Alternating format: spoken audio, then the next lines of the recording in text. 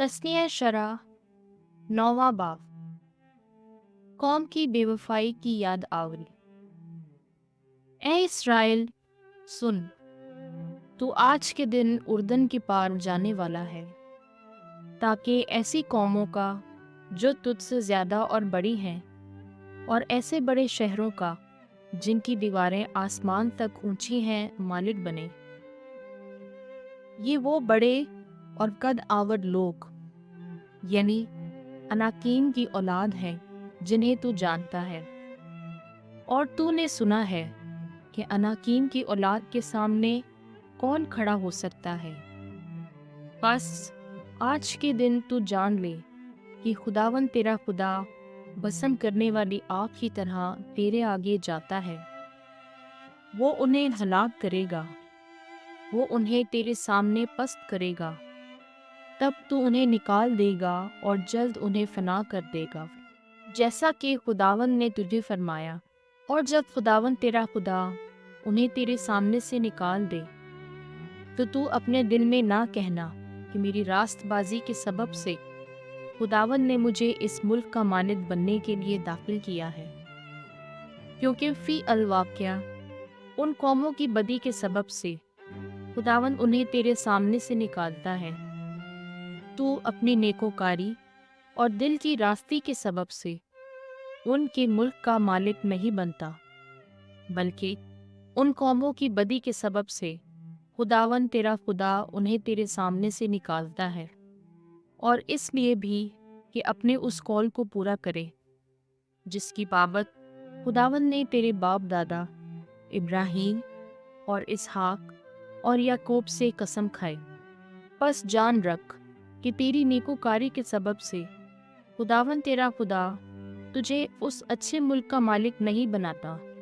क्योंकि तू सख्त गर्दन कौम है। याद कर, भूल ना जा कि तूने खुदावंद अपने खुदा को बियाबान में गुस्सा दिलाया, क्योंकि उस दिन से लेकर कि तू मुल्क मिस्र से निकला,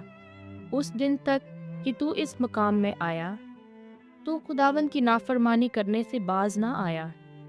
और हुरैब में तूने खुदावंद को गुस्सा दिलाया, तो वो तुझसे नाराज हुआ और तुझे फना कर देने को था। जिस वक्त मैं पत्थर की लोहें लेने को पहाड़ पर चढ़ा, यानी उस अहद की लोहें जो खुदावन ने तेरे साथ बांधा, और मैं पहाड़ पर 40 दिन और 40 रात रहा, और मैंने ना रोटी खाई और ना पानी पिया। तब खुदावन ने खुदा की उंगली से लिखी हुई पत्थर की 2 लोहें मुझे दी, और उन पर वो सब बातें थीं जो खुदावन ने पहाड़ पर आग के दरमियान से मजमा के दिन फरमाई। 40 दिन और 40 रात के बाद खुदावन ने पत्थर की लोहें यानी अहद की लोहें मुझे दी, और खुदावन ने मुझे फरमाया कि उठ, यहाँ से जल्द नीचे उतर जा, क्योंकि तेरे वो लोग जिन्हें तू मिस्र से निकाल लाया बिगड़ गए हैं, और उस राह से जो मैंने उन्हें बताई जल्द फिर गए हैं, और अपने लिए एक ढाली हुई मूरत बना ली है। और खुदावन ने मुझसे कलाम करके फरमाया कि मैंने उन लोगों पर नज़र की है, और देख, ये सख्त गर्दन लोग हैं। बस अब मुझे इन्हें फना करने दे, ताकि इनका नाम आसमान के नीचे से मिटा डालूं, और मैं तुझ ही को एक बड़ी कौम और इनसे ज़्यादा बनाऊंगा। तब मैं फिरा और पहाड़ से नीचे उतरा, और पहाड़ आग से जल रहा था, और अहद की दोनों लोहें मेरे हाथ में थीं। और मैंने नज़र की तो देखो, तुमने खुदावंद अपने खुदा का गुनाह किया था, और तुमने अपने लिए ढाला हुआ बछड़ा बनाया था, और उस रास्ते से जल्द फिर गए थे जो खुदावंद ने तुम्हें बताया। तो मैंने उन दोनों लोहों को पकड़ा और उन्हें अपने हाथ से फेंक दिया, और तुम्हारी आंखों के सामने ही उन्हें तोड़ डाला। फिर मैं खुदावंद के सामने पहली दफ़ा की तरह 40 दिन और 40 रात ऊंधा पड़ा रहा। मैंने ना रोटी खाई ना पानी पिया, तुम्हारे उन गुनाहों के बायस जो तुमने किए थे, जब तुमने खुदावंद की निगाह में बदी की और उसे गुस्सा दिलाया, क्योंकि میں اس غضب اور سخت غصے سے جو خداوند کو تمہارے سبب سے ہوا اور جس میں وہ تمہیں فنا کرنے کو تھا خوف زدہ ہوا، لیکن خداوند نے اس دفعہ بھی میری سن لی۔ لیکن خداوند ہارون سے بہت ناراض ہوا، یہاں تک کہ اسے ہلاک کرنا چاہا، لیکن میں نے اس وقت ہارون کے لیے بھی منت کی، اور میں نے اس چیز کو لے کر جس سے تم نے گناہ کیا تھا، یعنی اس بچڑے کو جو تم نے بنایا تھا، اسے آگ میں جلا دیا اور اسے ٹکڑے ٹکڑے کیا اور پیسا یہاں تک کہ وہ غبار سا باریک ہو گیا،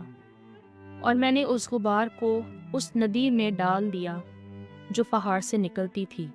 اور تعبیرہ اور مسا اور کبروت تاؤ میں بھی تم نے خداوند کو ناراض کیا۔ اور جب خداوند نے یہ کہہ کر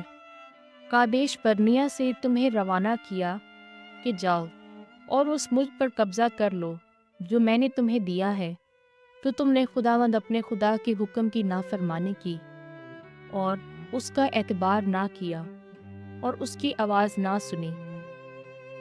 جس دن میں نے تمہیں جانا تم خداوند کی نافرمانی کرنے سے باز نہ آئے۔ چنانچہ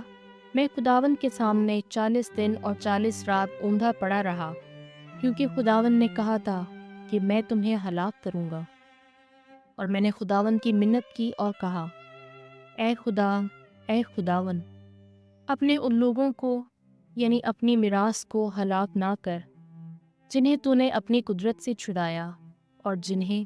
تو اپنے زور آور ہاتھ سے مصر سے نکال لایا۔ اپنے بندوں ابراہیم، اسحاق اور یعقوب کو یاد کر، اور ان لوگوں کی سخت دلی اور بدی اور خطا پر نگاہ نہ کر۔ ایسا نہ ہو کہ اس ملک کے لوگ جہاں سے تو ہمیں نکال لایا کہیں کہ خداوند انہیں اس ملک میں جس کا اس نے ان سے وعدہ کیا تھا داخل نہ کر سکا،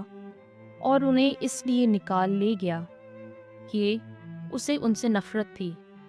تاکہ بیابان میں انہیں ہلاک کرے۔ تاہم یہ تیرے ہی لوگ یعنی تیری ہی میراث ہیں جنہیں تو اپنی عظیم قوت اور بڑھائے ہوئے بازو سے نکال لایا۔